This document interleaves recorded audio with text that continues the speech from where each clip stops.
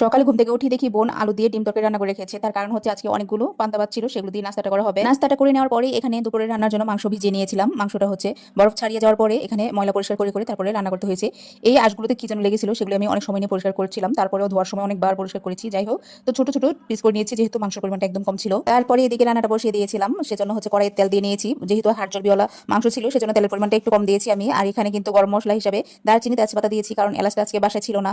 তারপরে আমি পেঁয়াজগুলো দিয়ে একটু নাড়াচাড়া করে এটা নরম করে নিব, বেরেস্তার মতো লালচে করব না। এখন এখানে আদা আর রসুনের পেস্ট দিয়ে দিয়েছি পরিমাণ মতো। আসলে এটা পেস্ট না, এটা হচ্ছে গ্রেট করে নিয়েছিলাম আর কি, গ্রেটার দিয়ে। তো খুব ভালো মতো একটু তেলের মধ্যে ভেজে নিচ্ছিলাম। তারপরে একটুখানি পানি দিয়ে দিয়েছিলাম। তারপরে দেখলাম মশলাটা লেগে যাচ্ছিল। তারপরে এখানে গুঁড়া মশলাগুলো দিয়ে দিয়েছিলাম, হলুদের গুঁড়া, মরিচের গুঁড়া আর হচ্ছে গরম মশলার গুঁড়া। তারপর পানি দিয়ে দিয়েছি যেহেতু নিচের অংশটা লেগে যাচ্ছিল বারবার। খুবই ভালো মতো যখন মশলাটা কষানো হয়ে যাবে, তেলটা উপরে উঠে আসবে, ঠিক তখনই আমি মাংসগুলো দিয়ে দিব। সেজন্য কিন্তু এদিকে মাংসটাও ধুয়ে নিচ্ছিলাম। প্রায় 10-15 বার আমি মাংসটা ধুয়ে নিচ্ছিলাম, কারণ এখানে কি যেন লেগেছিল কালো কালো, সেজন্য আর কি। তারপর কিন্তু মশলা যখন তেলটা উঠে আসে ঠিক তখনই আমি মাংসগুলো দিয়ে দিয়েছিলাম। মাংস থেকে হচ্ছে নিজে নিজে পানি চলে আসবে এবং সেইটুকু পানি দিয়ে আমি খুব ভালো মতো কষিয়ে নিব।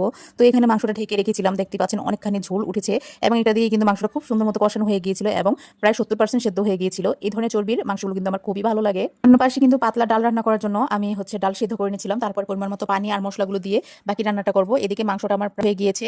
আমি এখানে একটু ঝোলের জন্য পানি দিয়ে দিয়েছিলাম, কারণ হচ্ছে একটু ঝোল ঝোল রাখবো, যেহেতু মাংসের পরিমাণ অনেকটাই কম ছিল, সেজন্য ঝোল হলে ভালো লাগবে। আর এদিকে কিন্তু ডাল রান্না হয়ে গেছে, সেজন্য কিন্তু আমি এখন বাগার দিব। বাগার বলতে এখানে পেঁয়াজ আর রসুনটা খুব ভালো মতো বেরেস্তার মতো ভেজে নিয়ে ডালে দিয়ে দিব।